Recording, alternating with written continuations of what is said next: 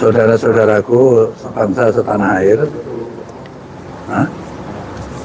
Nggak apa, ini diulangi bisa kan? Bisa. Sudah siaran langsung. Silakan kuat. Aku harus ngomong apa dulu? Siaran langsung ini. Sudah siaran langsung. Oh, iya, oke. Monggo. Oke, assalamualaikum warahmatullahi wabarakatuh. Waalaikumsalam warahmatullahi wabarakatuh. Saudara-saudara sekalian, juga saudara seperjuangan setanah air. Kami dari Forum FKP3, Forum Komunikasi Purnawirawan untuk Persatuan dan Pembaharuan. Ya.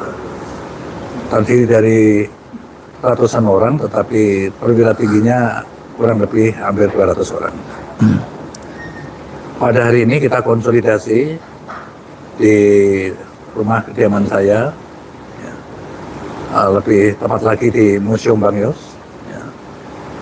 Untuk menyikapi situasi dan perkembangan terakhir di tanah air, khususnya pasca pemilu tanggal 14 Februari 2024. Ya.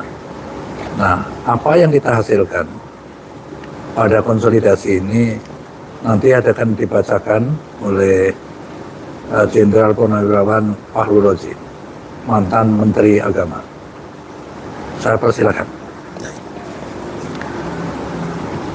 Pernyataan FKP 3 Forum Komunikasi Purnawirawan TNI Polri untuk Perubahan dan Persatuan dalam menyikapi Pemilu Presiden 14 Februari 2024. Assalamualaikum warahmatullahi wabarakatuh. Salam sejahtera untuk kita semua. Sehubungan telah terlaksananya tahap pencoblosan dalam Pemilu Presiden 14 Februari 2024, FKP 3 menyampaikan hormat kepada seluruh rakyat Indonesia yang telah berpartisipasi dalam pemilu tersebut dengan penuh rasa tanggung jawab. Kami sampaikan juga hormat kepada jajaran pemerintah pusat, pemerintah daerah, KPU, Bawaslu, dan seluruh aparat keamanan yang telah melaksanakan tugasnya dalam pelanggaran pemilu presiden di seluruh wilayah Indonesia dan di perwakilan luar negeri dengan beberapa catatan yang sangat perlu menjadi perhatian. Menyikapi perhitungan suara pemilu, kami sampaikan hal-hal sebagai berikut. 1. Kami akan menerima hasil perhitungan suara yang nyata atau real count yang diperoleh dari pemilu yang jujur dan adil. Kedua, kami yang bercita-cita menjadikan pemilu 2024 antara lain sebagai momen memulai zero corruption, penegakan hukum tanpa pilih bulu, membangun sistem pengawasan kinerja pemerintah dengan mengefektifkan fungsi pengawasan DPR dan seluruh komponen rakyat yang kritis, memberi beberapa catatan sangat buruk terhadap pelaksanaan pemilu presiden 2024 sebagai berikut. Pertama, presiden yang nyata-nyata bersikap cawe-cawe terhadap pelanggaran pemilu 2024 dengan mengerahkan aparat pemerintah mendukung pemenangan paslon 02 sangat menodai demokrasi di Indonesia. Kedua, pemunculan nama Gibran Rakabuming Raka sebagai calon wakil presiden 02 yang dilakukan melalui rekayasa hukum yang sangat memalukan dan langsung disambut oleh KPU tanpa lebih dahulu menunggu revisi peraturan KPU telah nyata-nyata telah mengkhianati konstitusi. Ketiga, penggunaan hukum sebagai instrumen politik untuk menyandera tokoh-tokoh politik agar mendukung paslon 02 selain merusak upaya pemberantasan korupsi, juga merusak sistem hukum dan politik Indonesia.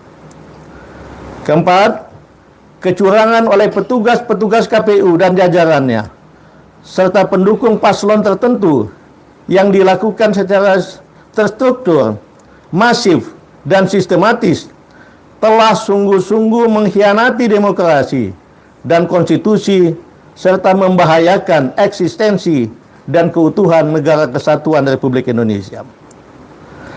Berdasarkan hal-hal tersebut di atas, kami bersikap sebagai berikut. 1. Memprotes keras deklarasi pemenangan 02 yang dilakukan berdasarkan quick count yang bukan merupakan hasil resmi pemilu. Kedua, mendesak kepada yang berwenang untuk mendiskualifikasi Prabowo Gibran sebagai paslon 02 pada Pilpres 2024. Kemudian untuk menjadi pelajaran bagi semua pejabat negara, kami mendesak Presiden Joko Widodo dan semua penjabat yang telah merusak demokrasi dan hukum Indonesia secepatnya mundur atau dimazulkan. Semoga Allah Subhanahu wa taala, Tuhan yang Maha Esa, meridhoi niat baik kita bersama untuk membangun Indonesia sesuai cita-cita yang tercantum di dalam pembukaan Undang-Undang Dasar tahun 45. Assalamualaikum warahmatullahi wabarakatuh. Jakarta, Museum Bang Yos, tanggal 17 Februari 2014. Terima kasih. Bisa mengajukan pertanyaan sedikit Pak Jenderal? Ya, silakan. Yang hadir siapa aja dalam rapat ini? Sebetulnya anggota FKP 3 ini ada lebih kurang, jenderalnya ada lebih kurang 200 orang. Tapi pada kesempatan ini hadir 40 dari bermacam-macam kesatuan asal. Iya. Umumnya dari dari TNI Angkatan Darat, TNI AL, TNI AGNU dan kepolisian. Alhamdulillah 40-an orang itu ada di sini pada saat ini. Oke, rapatnya dimulai dari jam berapa tadi sampai menghasilkan kesimpulan ini? Mungkin Pak Jos Ya, bisa mulai jam 10. Kita mulai jam 10 ya. Ya seperti biasa, alhamdulillah mantan-mantan militer jadi bisa tepat waktu dari datang. Terus kita break untuk sholat zuhur sama makan siang. Terus kita lanjutkan lagi sampai jam sekarang ini. Jam berapa ini? Jam 16. 16. Jam 16. Jadi kira-kira 6 jam lah kita berdiskusi. Ya. Kita juga mencari narasumber yang kompeten gitu sehingga deklarasi itu hasilnya seperti ini. Telah kita rumuskan. Bang Yos, ada dua atau mungkin Pak Jenderal Farul Razi ada dua poin yang sangat strong, yaitu diskualifikasi terhadap Prabowo Gibran, dan yang kedua adalah atau mundur atau dimakzulkan Presiden Jokowi. Ya. Landasan berpikirnya gimana ya? Ya, sebagaimana yang tadi kami sampaikan, cawe-cawe Bapak Jokowi ini sudah menyalahi konstitusi dan sangat berbahaya bagi bangsa ini ke depan.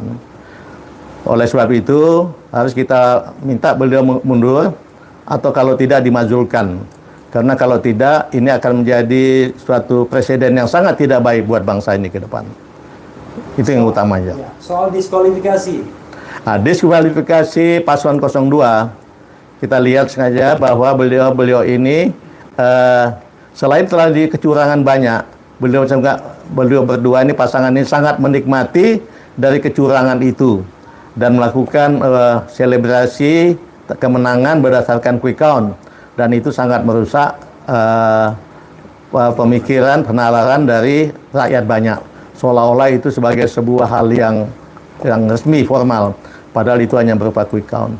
Tapi kalau bisa kanan mungkin ada salah satu teman juga yang mendampingi saya, Irjen Polisi Anas Yusuf, untuk bisa memberi tambahan sedikit. Ya, Terima kasih. Ininya dikasih ke Pak Anas. Nah, satu.